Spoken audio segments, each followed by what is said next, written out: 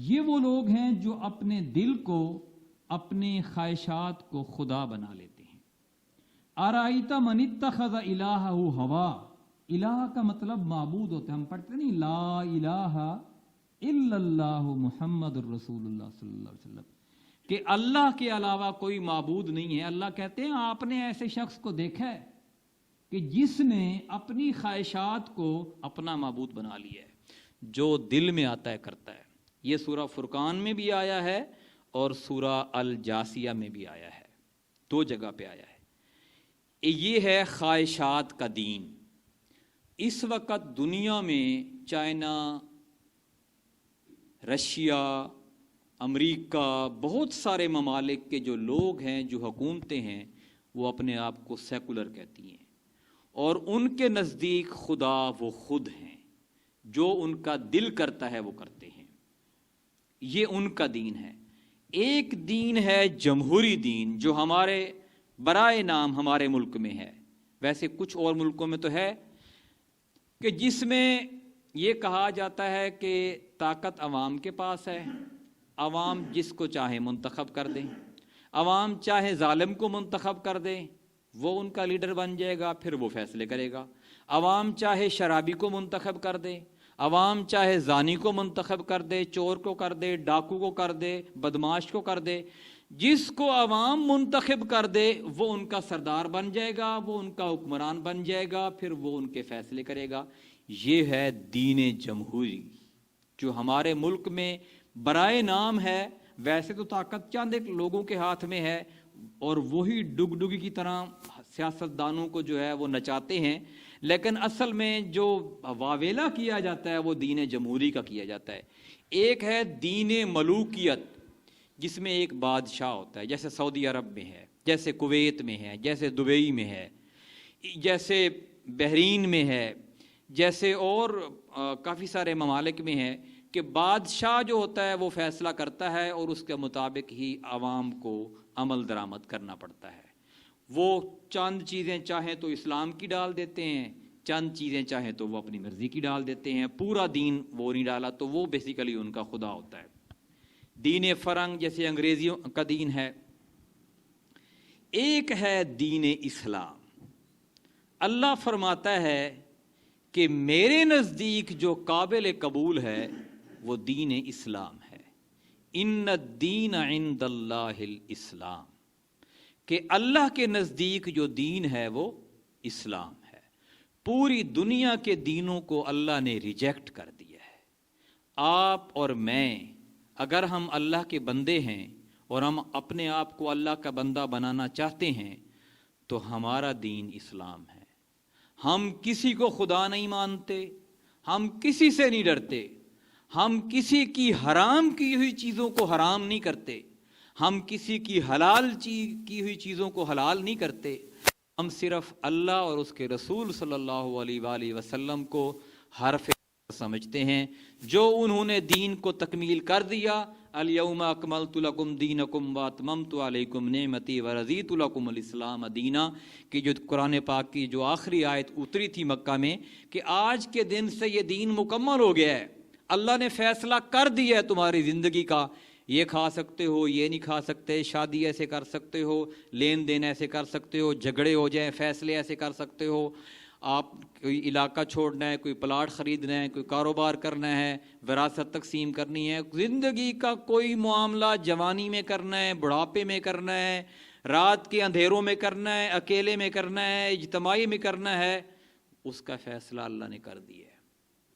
اس کا فیصلہ اگر ہم ان لوگوں سے جا کے پوچھیں گے کہ یہ ہمارے فیصلے کریں، تو ہم اللہ کو چھوڑ کر پھر ان کو خدا بنائیں گے۔ کیسے؟ قرآن پاک میں سورہ بینہ میں آتا ہے وَمَا أُمِرُوا إِلَّا لِيَعْبُدُوا اللَّهَ مُخْلِصِينَ لَهُ الدِّينَ۔ یہ قرآن پاک کی آخری سپارے کی صورت ہے۔ حنفاء وَيُقِيمُوا الصَّلَاةَ وَيُؤْتُوا الزَّكَاةَ وَذَلِكَ الدِّينُ الْقَيِّمُ۔ لوگوں کو اس کے سوا کسی بات کا حکم نہیں دیا گیا کہ وہ سب طرف سے منہ موڑ لیں، سارے بدماشوں سے منہ موڑ لیں، سارے جاگیرداروں سے منہ موڑ لیں، سارے ظالموں سے منہ موڑ لیں، سارے چٹی دلالوں سے منہ موڑ لیں، ہر ایک کے دین سے منہ موڑ لیں اور اپنے دین کو اللہ کے لیے خالص کر لیں۔ اللہ تعالیٰ شراکت برداشت نہیں کرتا۔ میں آپ کو ایک مثال دوں، ہماری شادی ہوتی، ہم سے بہت سارے لوگ شادی شدہ ہیں، ہم جب گھر میں جائیں ہماری بیوی نے ہمارے بیڈ کے اوپر کسی اور شخص کو بٹھایا ہو، آپ برداشت کریں گے؟ کیوں؟ یار وہ بھی تو انسان ہی ہے۔ آپ کہیں گے یہ حق میرا ہے، یہ حق میرا ہے، یہ عورت کسی اور کو نہیں دے سکتی۔ تو جو حق اللہ تعالیٰ کا ہے، جس نے ہمیں بنایا ہے، وہ کسی اور کو کیسے دے سکتا ہے؟ اور اسی کا آگے ترجمہ بھی آئے گا کہ لوگوں کے اس کے سوا کسی بات کا حکم نہیں دیا گیا کہ وہ سب طرف سے منہ موڑ کر اپنے دین کو اللہ کے لیے خالص کر کے اسی کی عبادت کریں، نماز قائم کریں، زکوٰۃ ادا کریں، اور یہی دین قیم ہے، اور یہی پکا ٹھکا دین ہے، راہ راست والا دین ہے۔ ایک اور جگہ فرمایا، اور یہ جو آیت ہے یہ میں پہلے بھی اکثر بیان کرتا ہوں، سورہ توبہ کی آیت نمبر 33 ہے، جس کا ترجمہ یہ ہے، وہی ہے جس نے اپنے رسول صلی اللہ علیہ وآلہ وسلم کو ہدایت اور دین حق کے ساتھ بھیجا تاکہ اس کو پوری دنیا کے ادیان پر غالب کر دے، خواہ شرک کرنے والوں کو ایسا کرنا کتنا ہی ناگوار ہو۔ جب آپ شرک مشرکین کو یہ کہیں گے نا کہ ہم تمہارا دین نہیں مانتے، تو ان کو تو یہ ناگوار گزرے گا، لڑائی تو ہوگی، پھر گریبان تو پکڑیں گے، وہ نقصانات تو اٹھانے پڑیں گے۔ پھر آپ نے فرمایا کہ یہ اپنا یہ جو دین ہے یہ میں نے اپنے نبی کے ذریعے غالب کروانا ہے، چاہے لوگوں کو جتنا ہی شرک کرنے والوں کو جتنا ہی ناگزار گزرے۔ اور پھر فرمایا سورہ الانفال کی آیت نمبر 39 میں، اور ان سے لڑو یہاں تک کہ فتنہ باقی نہ رہے اور دین سارے کا سارا اللہ کے لیے ہو جائے۔ یہ نہیں ہے کہ تھوڑا دین اللہ کا ہو جائے اور تھوڑا کسی اور کا ہو جائے۔ آپ زندگی کے کسی بھی شعبے میں اللہ کو نظر انداز نہیں کر سکتے، اگنور نہیں کر سکتے۔ آپ یہ نہیں کہہ سکتے کہ یار اس میں ذرا اپنی مرضی کر لوں یا فلاں کی بات مان لوں، دنیا داری ہے پھر ایسا ہو۔ نہیں، اللہ نے کہا نہیں، یہ دنیا ہی میں تو میں نے تمہیں بھیجا اس لیے اذان ہو جائے۔ سورہ یوسف کی آیت نمبر 40 میں ہے، یہ حضرت یوسف علیہ السلام جب قید میں تھے نا، تو جو قیدی وہاں پہ قید تھے، جو مصر کے جو بادشاہ تھا اس کو وہ خدا کہتے تھے، تو اس میں انہوں نے کہا کہ یہ وہ آیت ہے جس کو اللہ نے قرآن میں کوٹ کیا ہے کہ ان الحکم الا للہ، حکم اللہ کے سوا کسی کے لیے نہیں ہے۔ آپ کو دنیا کا کوئی بھی انسان حکم نہیں دے سکتا، اللہ کی طرف سے حکم دے سکتا ہے۔ نبی کریم صلی اللہ علیہ وسلم نے بھی ہمیں اللہ کی طرف سے حکم دیا ہے، وما ينطق عن الهوى ان هو الا وحی یوحی، کہ اللہ کا نبی اپنی طرف سے کوئی بات نہیں کرتا، وہی بات کرتا ہے جو اللہ کی طرف سے آتی ہے۔ اللہ کا نبی دراصل اللہ کی زبان بولتا ہے، اللہ کے نبی نے اپنی طرف سے کوئی حکم امت کو نہیں دیا۔ فرمایا کہ حکم دینے کا اختیار صرف اللہ کو ہے۔ امر اللہ تعبدوا الا ایاہ، اس کا فرمان ہے کہ خود اس کے سوا کسی کی عبادت نہ کرو۔ ایک اور جگہ فرمایا تو جو کوئی اپنے رب کی ملاقات کا امیدوار ہو اسے چاہیے کہ عمل صالح کرے اور اپنے رب کی عبادت میں کسی اور کو شریک نہ کرے۔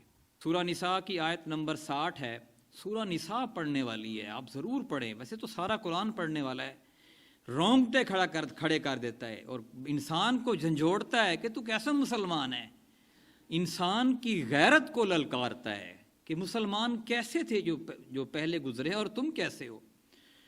آیت نمبر 60 میں ہے، اے محمد صلی اللہ علیہ وسلم، آپ نے دیکھا نہیں ان لوگوں کو جو دعویٰ تو یہ کرتے ہیں کہ ہم مسلمان ہیں، ہم ایمان لائے اس ہدایت پر جو آپ کی طرف بھیجی گئی، یعنی قرآن پر، اور اس پر جو آپ کے پہلے نبیوں کی طرف اتاری گئی ہے، مگر چاہتے یہ ہیں کہ فیصلے کے لیے اپنے مقدمات طاغوت کے پاس لے جائیں، حالانکہ انہیں طاغوت سے کفر کرنے کا حکم دیا گیا تھا۔ نبی کریم صلی اللہ علیہ وسلم مدینہ میں جب ریاست قائم ہو گئی تو جو لوگ منافق تھے نا، وہ اپنے فیصلے حضور صلی اللہ علیہ وسلم سے کروانے نہیں آتے تھے۔ وہ کہتے تھے یہ تو حق پہ فیصلہ کریں گے، ہمارا نقصان ہو جائے گا۔ وہ پھر اس کو کوشش کرتے تھے کوئی معتبر تلاش کریں۔ اللہ نے کہا کہ جو لوگ اپنی زندگی کے فیصلے آپ سے نہیں کرواتے وہ مومن نہیں ہیں، وہ مسلمان نہیں ہیں۔ اب آپ خود جائزہ لیں ہماری کیا حالت ہے۔ ہم اپنی زندگی کے فیصلے کس سے جا کے کرواتے ہیں؟ جو علاقے کا بڑا بدماش ہوتا ہے، جو خود چور ہوتا ہے، جو خود چٹی دلال ہوتا ہے، ہم پوری پنچایت لے کر اس کے پاس جاتے ہیں۔ میں آپ سے گزارش کروں گا اس کی ابتدا آج سے کریں۔ آپ نیک لوگوں کے پاس اپنے فیصلے لے کے جائیں، آپ دیکھیں زندگی میں کتنی برکت آتی ہے۔ بظاہر آپ کو لگے گا شاید مجھے نقصان ہو جائے گا، لیکن اللہ تعالیٰ آپ کا نقصان ہزار اور طریقوں سے پورا کر دے گا۔ کسی بدماش، کسی منکر، کسی چٹی دلال ظالم کے پاس اپنے فیصلے کروانے کبھی نہ جائیں۔ فرمایا ہم نے جو رسول بھی بھیجا ہے اس لیے تو بھیجا ہے کہ اللہ کے اذن کے مطابق اس کی اطاعت کی جائے۔ یہی ایک کسوٹی ہے ہمارے سامنے کہ ہم اللہ کے دین کو اپنی زندگی کے ہر شعبے میں نافذ کریں۔ اللہ تعالیٰ سے دعا ہے کہ اگرچہ یہ بہت مشکل کام ہے، باتیں کرنا آسان ہے، بہت مشکل کام ہے۔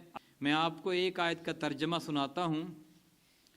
اللہ تعالیٰ کہتا ہے کیا لوگوں نے یہ سمجھ رکھا ہے کہ وہ محض یہ کہنے پر چھوڑ دیے جائیں گے کہ ہم ایمان لائے اور ان کو آزمایا نہیں جائے گا؟ حالانکہ ان سے پہلے جتنے بھی ایمان کا دعویٰ کرنے والے گزرے ہیں ان کو ہم نے آزمایا ہے۔